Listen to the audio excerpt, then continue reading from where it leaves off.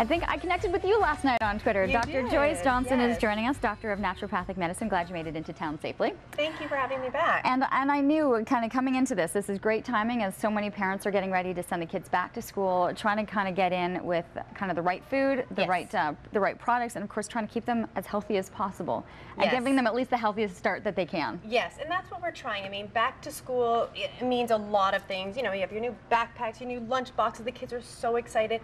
The parents are dreading making lunches. That, I think, is in the back of everyone's head. Okay, 2 more weeks, and then we have to start making lunches. So I just want to give you a few lunch tips. It can be such a challenge for people. Be prepared, have things ahead of time, have vegetables and fruit cut up.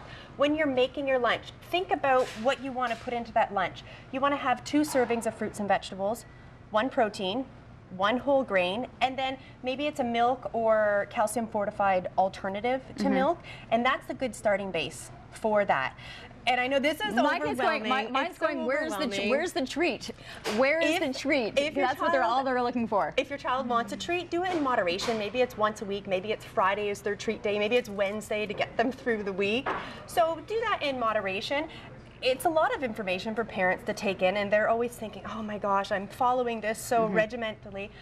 Look at a 48-hour window of nutrition for your child, because everyone's busy. Maybe you're going to hockey practice, maybe it's swimming, maybe it's dancing, maybe it's figure skating, and you might not have the same appetite from one day to the next. So look at a 48-hour window, take the pressure off of yourself, and if you really are concerned, add a multivitamin to the mix, because that multivitamin will give you that insurance. So that sort of insurance that they're going to get all of the vitamins and minerals that they will need. I hadn't thought that through, but to add that vitamin, especially too if you're looking at the 2, like over that 48-hour. Yeah. I know a lot of us are hoping that they're able to soak in as much information at school as possible, and these types of foods are going to help. Omega-3 is crucial. Omega-3 is that one nutrient that helps with brain development, for memory, for concentration. Children with behavioral disorders, there was a study done at Oxford University, and they gave British children omega-3 supplements.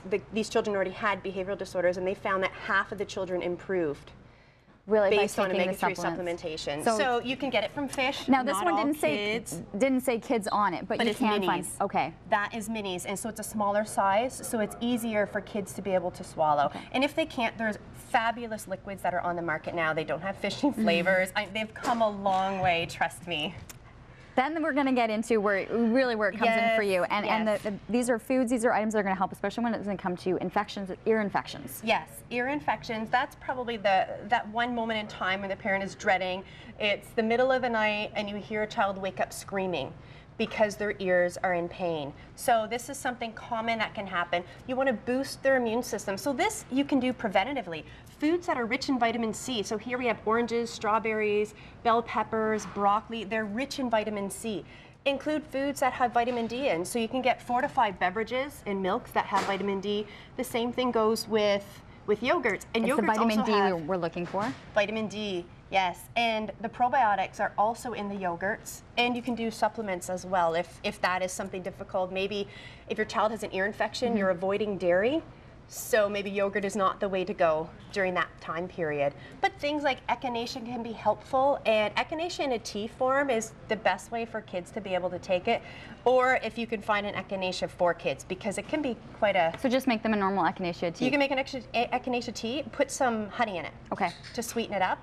And then what are we looking at right here? This is just an example of ear oil. So you can get garlic and mullein ear oil. Warm it up just by holding it in your hand. Don't put it in the microwave. Put a couple of drops in the affected ear, and that helps to clear up the ear infection. What is it? Garlic and mullein.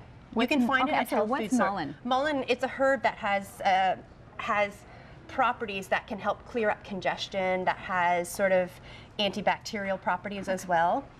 And putting that drops into the ear can be helpful, or simply something as easy as making a hot compress, putting it over the ear, helping to clear out that congestion. It increases blood flow, it helps that ear drain.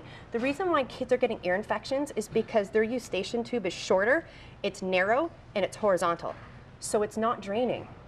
And that's why all that congestion, that eardrum bulges, and the kids can't get that fluid. So I find even with my own kids, the hot compress over the ear, over the neck, little bit of massage, sort of working your way down. You can put essential oil, eucalyptus oil, something like that. Put that on, and that helps to drain all that fluid. Awesome, great information.